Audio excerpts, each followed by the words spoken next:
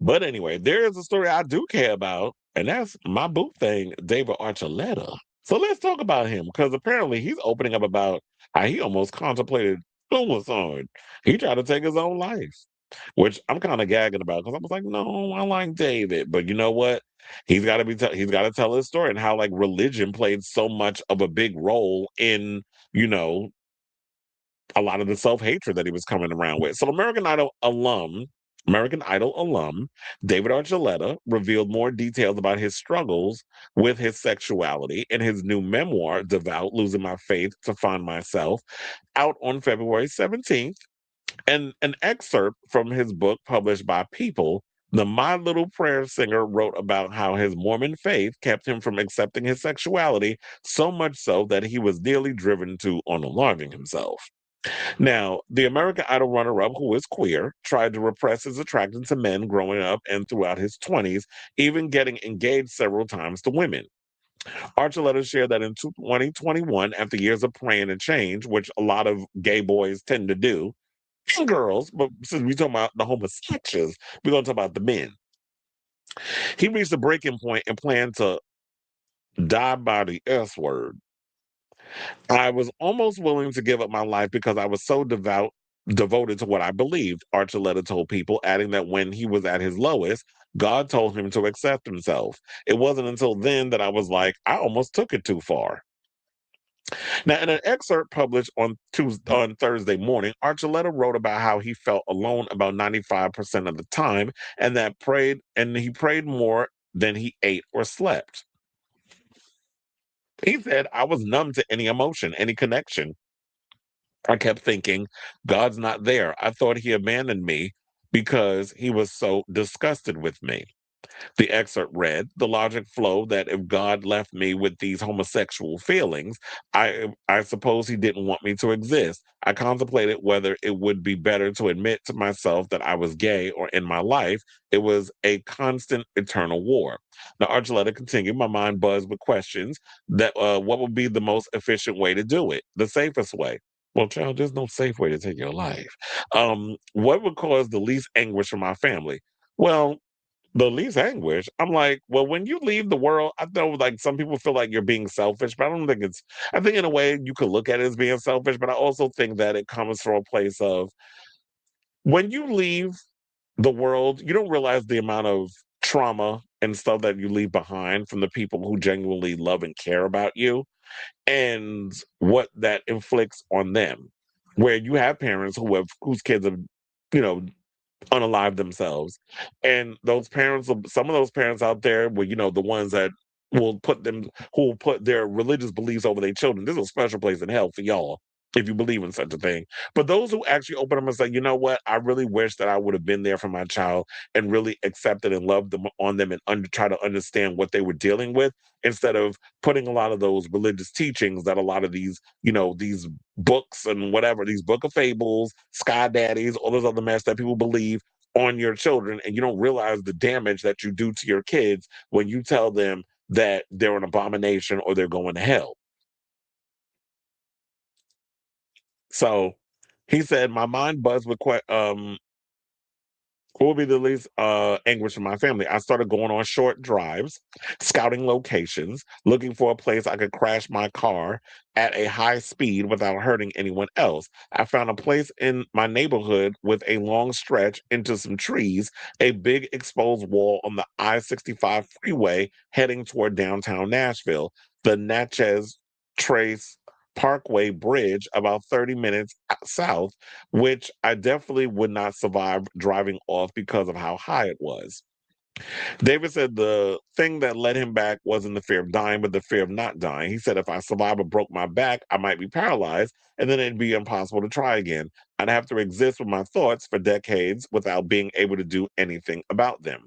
No matter what I did in this life, I would never be able to make up for being bisexual, gay, or whatever I was. I tried everything to change that, and nothing worked. I went on a mission and was an obedient servant. I confessed, felt shame, and repented.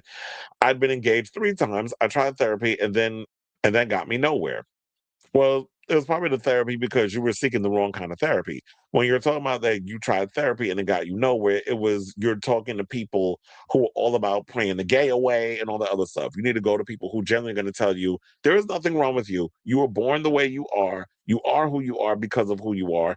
And God does not hate you for being a homosexual. Don't be out here like Donnie McClurkin faking the funk with all that self-hatred stuff. And I hate the fact that we have religions that sit here and make people feel the way that they feel. And I guess in so many ways, I felt that way as well. Whereas, like, when you come up growing up Catholic and you feel like homosexuality is a sin because that's what you were taught.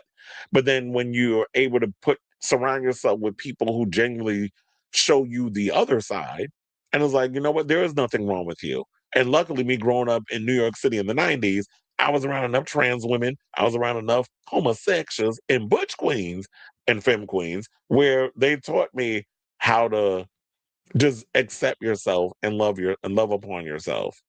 And these are Black queer people. So um he just didn't have the tribe around him that were going to guide him in the right direction.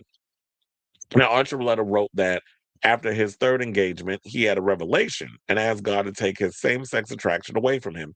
Then he heard a divine voice speak to him in his head and said, David, you need to stop asking me this. You've been asking me this for over half your life since you were 12. I'm not going to change anything. I don't see you how you see you. It's time for you to understand that. After this revelation, he wrote that the dam of confusion and mixed messages from the church, from its leaders, from therapists, from my own self, crashed down as the voice of God flooded my head.